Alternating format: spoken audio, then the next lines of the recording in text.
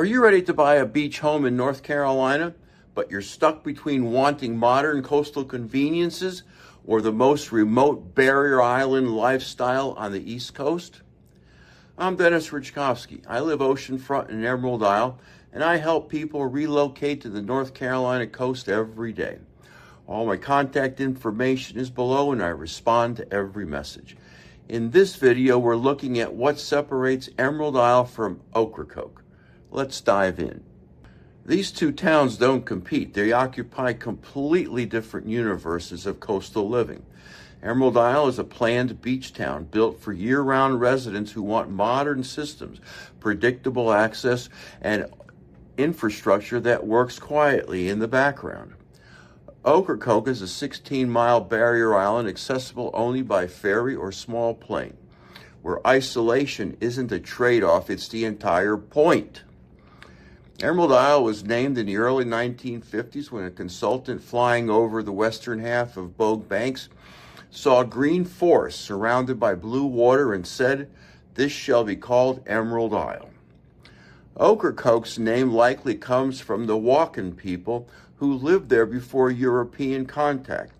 The island appears on maps as early as 1730s, and its history includes Blackbeard's final stand in 1718. While Emerald Isle was being designed for suburban beach living, Ocracoke was already ancient. Ocracoke is the eccentric hermit of the North Carolina coast. It doesn't compromise, it doesn't conform. It exists on its own terms, and if you can't meet it where it is, this island has no interest in adjusting to you. Living there means accepting that you've chosen a place shaped entirely by isolation, resilience, and a rhythm that ignores the mainland calendar. Emerald Isle approaches coastal living a bit differently. It's a managed beach, built later, planned more deliberately, and maintained with long-term livability in mind. It still lives on the edge of the Atlantic, but the relationship is more structured with systems in place to reduce daily friction rather than normalize it. How you get to a place and how you move once you're there shapes daily experiences more than most people expect. Emerald Isle has two bridge access points, the Cameron-Langston Bridge on the west end and the Eastern Bridge at Atlantic Beach. You can drive here from Raleigh under 3 hours. From Charlotte, it's about 4. Once you're on the island, there's one major artery, Emerald Drive, that handles all shopping, restaurants, grocery stores, and essential services. Traffic slows in peak season, but movement is predictable. Ocracoke has no bridges, none. You reach the island by ferry, either from Cedar Island, Swan Quarter, or Hatteras, or by small plane to the island's airstrip. The Hatteras ferry is free and runs frequently, but when you factor in the drive down Highway 12 from the mainland, plus the hour-long ferry crossing, you're looking at significant travel time. And Highway 12, the only road connecting the northern Outer Banks, is frequently impassable because of overwash and sand, especially on the northern stretches. This happens even when storms aren't named. Cedar Island and Swan Quarter ferries require reservations, cost money, and take over 2 hours each way. I learned this firsthand while in college at Duke. My housemates and I drove 7 hours from Durham to the Cedar Island ferry, then took the 2-hour-plus ferry to Ocracoke. We crashed on the beach. Thank goodness we were young and didn't mind the insects. That experience quickly dimmed the romantic notion of living there. Fast forward many years, and a friend flew me to Ocracoke from Durham. The flight took about an hour. My friend kept a rusty Jeep at the airport. That's the reality. Even flying doesn't solve the fundamental friction of getting around once you are there. Those ferries to Ocracoke dictate your rhythm. Miss the last boat and you're staying. Bad weather shuts down service entirely, sometimes for days. There are no alternatives. Once you're on Ocracoke, there's one paved road, Highway 12, that runs the length of the village. There are no traffic lights, no chain stores, no grocery delivery. The rhythm is slower because the infrastructure doesn't exist to support anything faster. In Emerald Isle, essential services are immediate. You have multiple grocery stores, urgent care facilities, pharmacies, hardware stores, and full-service restaurants. Morehead City and Swansboro are minutes away from anything you cannot find on the island. Schools, medical specialists, and major shopping are accessible without having to plan around the ferry schedule. Ocracoke has one small grocery store, a few restaurants that close in the off-season, and limited medical services. For anything beyond basic supplies, you're taking a ferry to the mainland, and planning your trip around departure times and return availability. Emergency medical situations require either a ferry ride or a helicopter evacuation. This isn't an inconvenience you prepare for once. It's a conclusion you live with constantly. Both towns deal with salt, wind, and moisture. The difference is how that exposure is managed. In Emerald Isle, development came later and emphasized residential living first. Much of the housing stock is newer, construction standards are more modern, and setbacks reflect the importance of the dune system. In Emerald Isle, you're not on your own. Local contractors, Lowe's, and Ace Hardware make it possible to stay ahead of the constant wear that salt, wind, and moisture bring. In Ocracoke, the housing stock is older, varied in construction quality, and shaped by what was available when isolation was even more extreme. Salt air accelerates deterioration. Wind is relentless. Moisture is constant. Maintenance isn't optional, and the island lacks the contractor availability and material supply chains that mainlanders take for granted. Repairs take longer. Materials cost more because everything arrives by ferry. You either learn to fix things yourself or you wait. February reveals how a town functions when nothing is performing. In Ocracoke, February is silent. Most businesses close. Ferry schedules are reduced. The population drops to a few hundred year-round residents. The island becomes a place where endurance is the only activity. And if you need winter to quiet to feel like survival, well, Ocracoke delivers.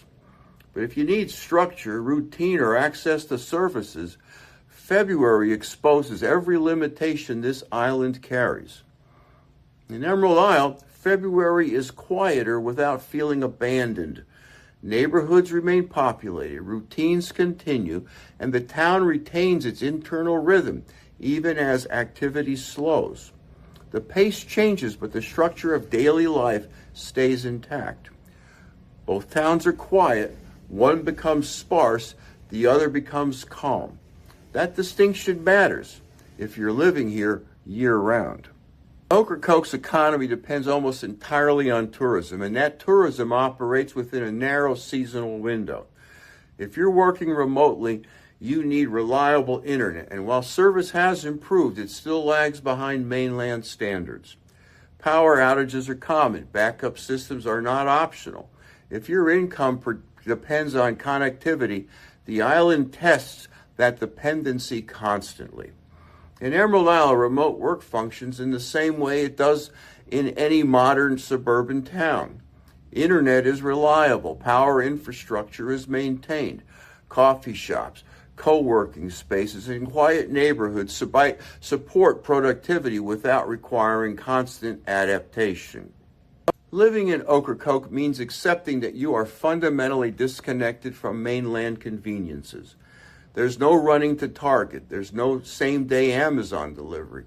No picking up takeout on the way home from work. Groceries require planning. Medical appointments require ferry schedules. Social life contracts to the people who are also committed to staying throughout the off-season. Ocracoke is also unincorporated, which means it has no local city council, no mayor, and no municipal government. The island is governed by Hyde County, whose seat is in Swans Quarter on the mainland across a 2.5-hour ferry ride. This matters more than most people realize. Local issues, zoning decisions, road maintenance, building permits, and infrastructure priorities are decided by officials who don't live on the island and who balance Ocracoke's unique needs against the rest of the mainland county's needs. There's no mayor whose only job is fighting for the island. Decision-making is slower, hence more distant and often less responsive to the unique conditions island residents face daily. The trade-off is total immersion in a place where solitude, natural beauty, and a slower rhythm replace everything the mainland offers. For some people, that trade is worth it. For most, it is not. Emerald Isle doesn't ask you to reject modern life. It integrates it. You have access, infrastructure, and services without sacrificing proximity to the ocean. You can work remotely, raise kids in good schools, access healthcare, and enjoy a full calendar of activities year-round. The town doesn't demand constant sacrifice. It supports daily life instead of testing it. And now for my Denis Fit Test, aimed at helping out-of-town buyers make confident relocation decisions even when time, travel, and scouting trips are limited. Both Emerald Isle and Ocracoke live at the edge. Both deal with unpredictability. The difference is what you're willing to give up to be there. Ocracoke demands total commitment. You sacrifice access, convenience, speed, and choice in exchange for isolation, beauty, and a way of life that rejects modern pace entirely. Emerald Isle lets you keep the conveniences of modern life while living steps from the Atlantic Ocean. So ask yourself, do you want isolation or integration? Do you want to test yourself against total disconnection or live in a place that supports your routines without constant friction? Do you romanticize the idea of island living, or are you genuinely prepared to live without backup plans? Answer these questions honestly, and the right town becomes obvious. Ocracoke works for people who want to disappear. Emerald Isle works for people who want to live well at the coast without giving up everything else. For me, Emerald Isle wins because it doesn't force me to choose between the ocean and a functional lifestyle. If you found this helpful and you're thinking about buying or living anywhere on the North Carolina coast, I have a free resource for you. Text the word free to 919-308-2292 and I'll send you my book, Live Where You Vacation. It walks through the realities of coastal living so you can make smart decisions before you move. When you subscribe to this channel, you're joining a small but growing group of people who value clarity over hype and who help shape what I cover next. Drop your questions in the comments. I respond to every one. Thanks for watching, and I'll see you in the next video.